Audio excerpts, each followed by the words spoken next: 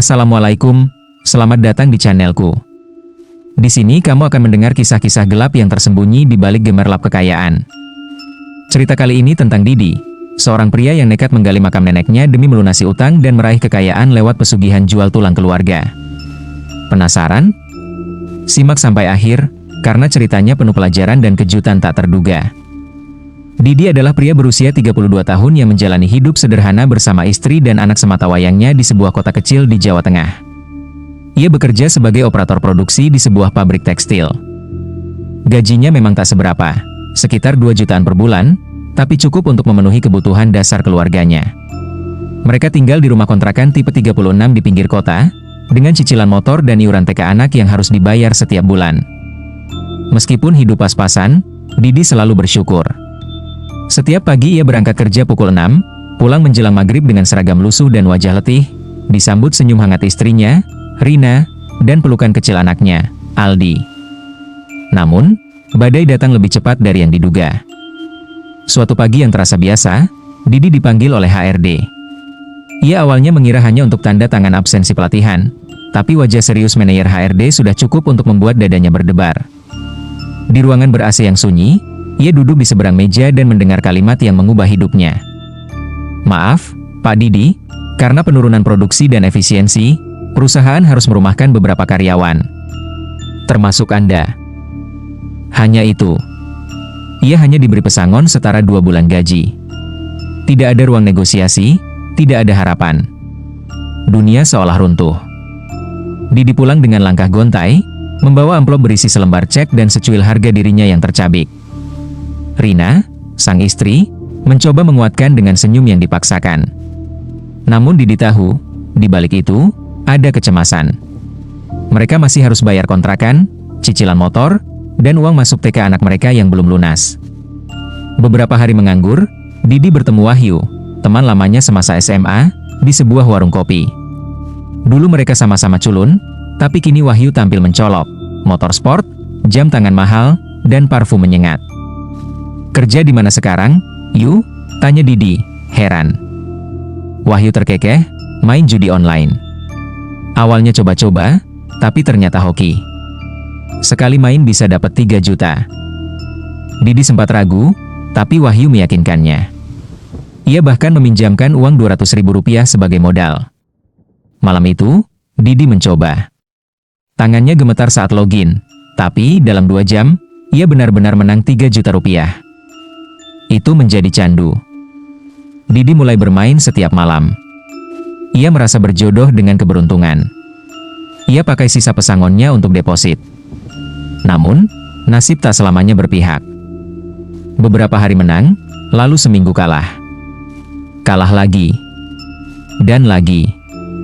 Didi menggadaikan motornya, menjual cincin nikah istrinya tanpa bilang, bahkan mengambil tabungan Aldi tanpa izin. Dalam 2 bulan, bukan cuma uang pesangon yang habis. Ia mulai meminjam ke rentenir. Tanpa sadar, total utangnya menumpuk hingga 100 juta rupiah. Rina curiga. Rumah tangga mereka memburuk. Setiap malam penuh pertengkaran. Anak mereka yang dulu ceria kini pendiam dan sering menangis karena mendengar Didi membentak ibunya. Didi stres. Ia tidak bisa tidur, tidak bisa berpikir jernih. Ia menyalahkan semua orang kecuali dirinya sendiri. Saat Didi benar-benar di ujung tanduk, Wahyu datang lagi. Kali ini tak di warung kopi, tapi di rumah Didi, yang terlihat kumuh dan berantakan. Didi menceritakan semuanya, termasuk utang ke rentenir yang sudah mengancam akan menyita barang-barang rumah. Wahyu menatapnya lama. Lalu berkata pelan, "Ada jalan, Did. Tapi, bukan untuk semua orang. Kamu harus kuat mental." Didi menelan ludah. "Apa?" "Pesugihan jual tulang keluarga." Jantung Didi berhenti sejenak. "Kamu ambil tulang atau abu jenazah dari keluarga sedarah. Bisa orang tua, kakek, atau nenek. Jangan sembarang orang. Lalu tulang itu disimpan, disakralkan, dijadikan perantara kekayaan." Awalnya Didi menolak. Tapi setelah beberapa hari dikejar debt collector dan tak punya uang sepeser pun, pikirannya mulai gelap. Ia mulai mengingat nenek dari pihak ibunya, yang sudah meninggal sejak ia kecil. Ia bertanya diam-diam pada bibinya soal lokasi makamnya. Makam itu ada di desa terpencil, di pinggiran hutan kecil. Suatu malam, ia berangkat sendirian. Membawa cangkul, senter, dan kantong kain. Jantungnya hampir meledak saat menggali tanah basah. Tangannya menyentuh sesuatu keras dan rapuh. Tulang. Ia hampir muntah, tapi tetap lanjut. Ia mengambil sepotong tulang paha. Lalu menutup kembali makam itu seolah tak terjadi apa-apa. Wahyu mengantar Didi ke rumah dukun tua bernama Mbah Sureng. Rumahnya gelap, penuh bau kemenyan dan patung-patung aneh. Mbah Sureng bermata tajam, tak banyak bicara. Ia menyiapkan sesaji, darah ayam hitam, bunga 7 rupa, dan kendi tanah liat. Ritual dilakukan di rumah Didi, tepat malam Jumat Kliwon. Tulang neneknya dimasukkan ke dalam peti kayu kecil, dibungkus kain mori, dan diletakkan di kamar belakang yang dikunci rapat. Kau harus beri sesaji darah setiap bulan. Dan jangan sekali-kali membuang tulang itu, kata Mbah Sureng dengan suara pelan. Ajaibnya, bisnis Didi mendadak lancar. Ia buka warung kelontong kecil. Dalam 3 bulan, omsetnya puluhan juta. Ia jadi agen distributor sembako. Lalu mulai buka usaha properti kecil-kecilan. Rumah baru, mobil, pakaian mewah. Tetangga menyebutnya orang kaya baru. Tapi di balik pintu kamarnya, tersimpan peti kayu dengan tulang nenek. Namun, kekayaan itu mulai membawa teror. Setiap malam, Didi mendengar suara tangisan perempuan tua. Kadang terdengar suara cangkul menggaruk lantai. Aldi sering mimpi buruk, melihat bayangan hitam. Rina mulai sakit-sakitan. Mereka sering bertengkar tanpa sebab.